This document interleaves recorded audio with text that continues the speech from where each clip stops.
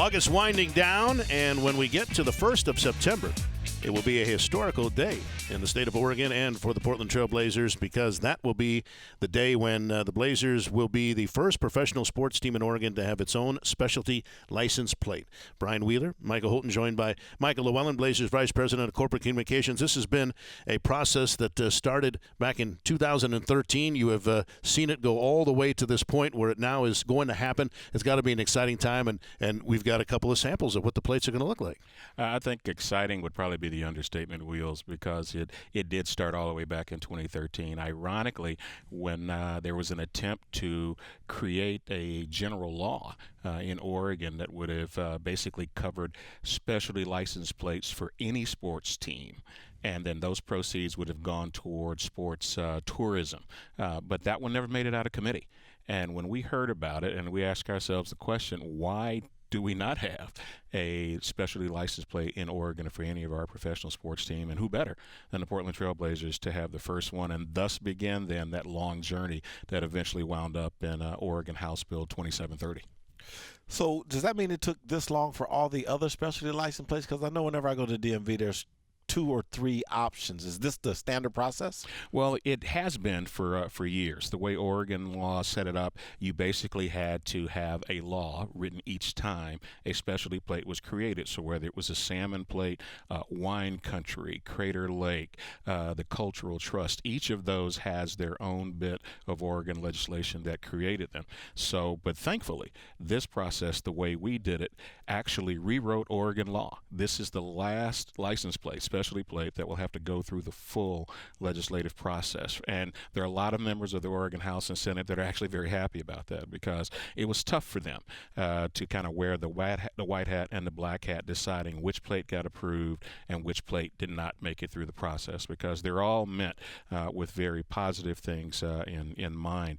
So by creating the Trailblazer license plate, there is now a brand new process that the Oregon Department of Transportation and DMV will supervise, and you won't have to go through the legislative ringer anymore like we did since 2013, and then, of course, the passing of the bill in the summer of 2015. So I mentioned September 1st. That's when the plates will go on sale at DMV offices all across the state. There'll be a $40 surcharge that goes to a very good cause, the Trailblazers Foundation. What else do people need to know to make sure that they can be among the first to have one?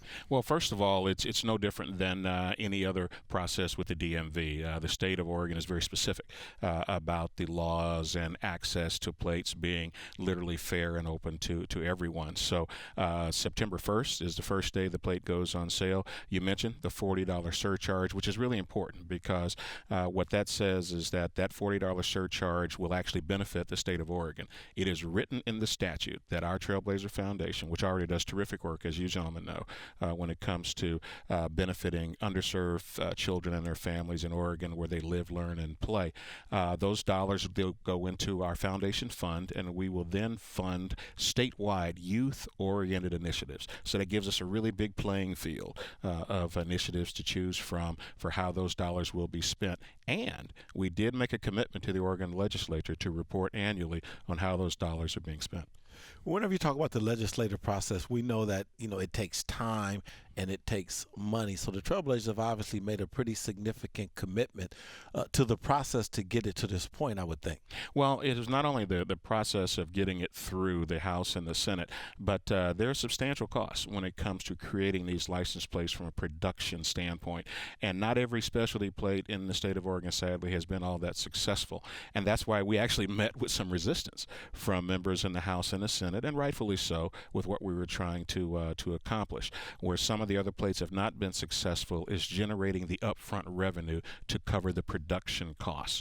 What we committed to do, and I personally hand-delivered that check to the Oregon Department of Transportation, was to pay those costs up front, which was well over $88,000 to get the production plan and launch in place.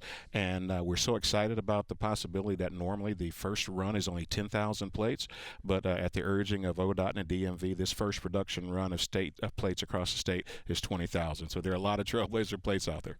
You got about a minute left, and I just wanted to get a comment from you, because Trailblazer Foundation, we hear the term very often. As a board member, maybe you fill everybody in on the great work that this foundation does on a day-to-day basis. It really does, benefiting youth and families across the state when it comes to education, when it comes to environment, when it comes to sports and fitness. We're funding grants in schools. We're funding grants at the nonprofit level with some terrific corporate partners that have supported us over the years, from Safeway, Albertsons to Nike to Wells Fargo, and even our own Trailblazer employees are able to donate, and it is really a significant part of our philanthropy in the state.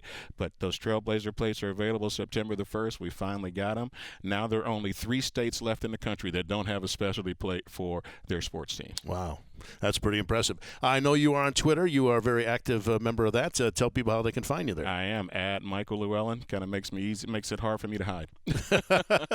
You never hide. That's for sure. Michael, thanks for stopping by. Some great news, and I know these are going to be a popular item come September 1st and beyond. Absolutely, John.